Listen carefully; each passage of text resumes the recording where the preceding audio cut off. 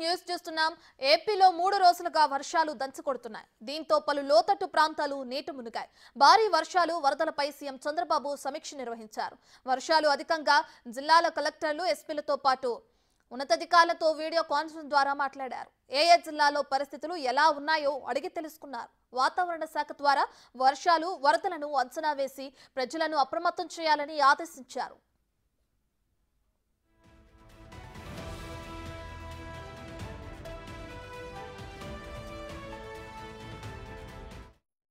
ముందస్తు ప్రణాళికతో పనిచేయడం ద్వారా ప్రాణ ఆస్తి నష్టం జరగకుండా చూడాలని సూచించారు. చెరువు కట్టలు వాగుల్లో ప్రవాహాలపై నిరంతర పర్యవేక్షణ ఉండాలని చెప్పారు. గత ప్రభుత్వంలో ఇష్టానుసారంగా ఇసుక మట్టి అక్రమ తవ్వకాల వల్ల గోదావరి కట్టలు బలహీనపడ్డాయని వీటిపై దృష్టి పెట్టాలని అన్నారు. ఇరిగేషన్ రెవెన్యూ శాఖల అధికారుల సమన్వయంతో పనిచేయాలని సీఎం సూచించారు. విపత్తులు వచ్చినప్పుడే పనితీరు సమర్థత బయటపడుతుందని, వర్షాల నేపథ్యంలో అధికారులు పూర్తి అప్రమత్తంగా ఉండాలన్నారు సీఎం చంద్రబాబు.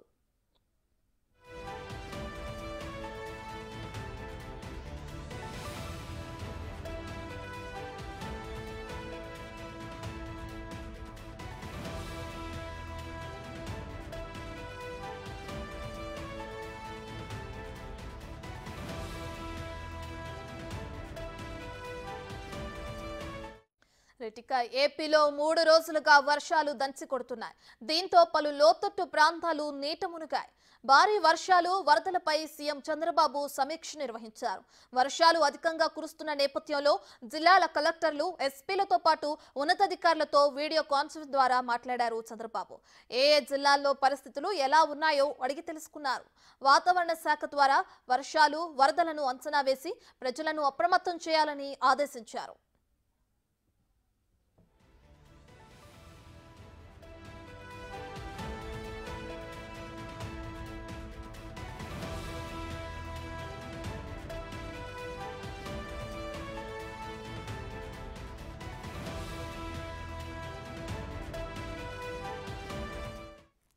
ముందస్తు ప్రణాళికతో పనిచేయడం ద్వారా ప్రాణ ఆస్తి నష్టం జరగకుండా చూడాలని సూచించారు.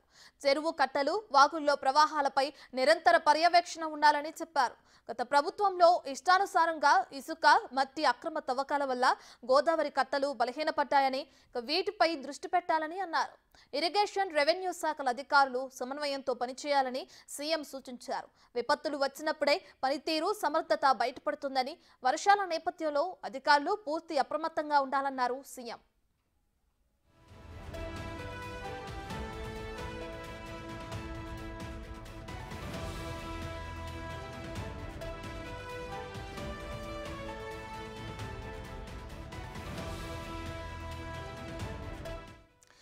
ఇక అల్పపీడనం కారణంగా ఏపీలో కురుస్తున్న భారీ వర్షాలకు సంబంధించి అటు ఏపీ సీఎం చంద్రబాబు కలెక్టర్లు ఎస్పీలతో అండ్ ఉన్నతాధికారులతో వీడియో కాన్ఫరెన్స్ నిర్వహించారు. ఇదే విషయానికి సంబంధించి మరింత సమాచారాన్ని మన ప్రతినిధి శివ విజయవాడ నుంచి ఫోన్ ఇన్లో అందిస్తారు. రైట్ శివ, సీఎం కాన్ఫరెన్స్ మనం చూస్తూనే ఉన్నాం. వీడియో కాన్ఫరెన్స్ ద్వారా ఎటువంటి ఆదేశాలను జారీ చేశారు అధికారులకి? మొత్తం మీద చూస్తుంటే ఆంధ్రప్రదేశ్ సీఎం 8 జిల్లాల కలెక్టర్లు ఎస్పీలతో ఉన్నతాధికారులతో సమీక్షా సమావేశం నిర్వహించారు.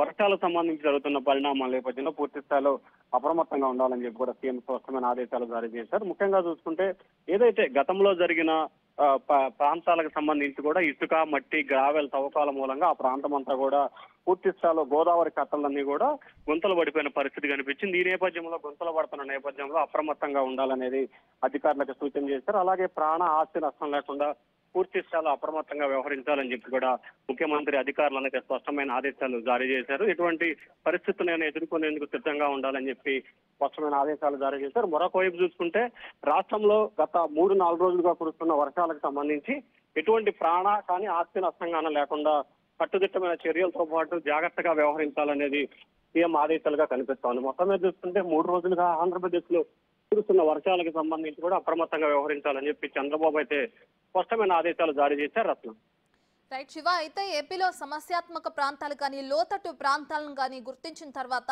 అక్కడ ఎటువంటి చర్యలు కానీ అంటే ఎటువంటి సహాయక చర్యలు అందుబాటులో ఉంచాలని చెప్పి సీఎం చెప్పడం జరిగింది?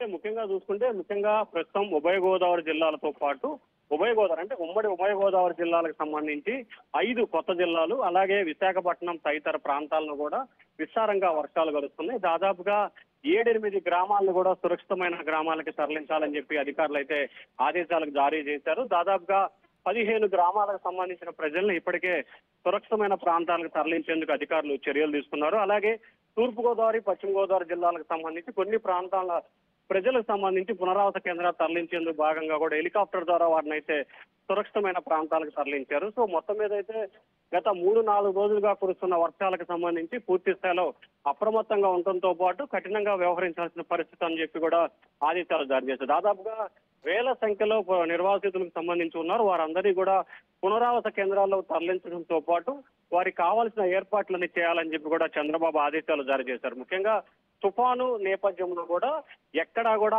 ఆస్తి ప్రాణ నష్టం లేకుండా చూడాలనేది ప్రభుత్వ ఆశయంగా కనిపిస్తా ఉంది. Ratna. Right, thank you Shiva.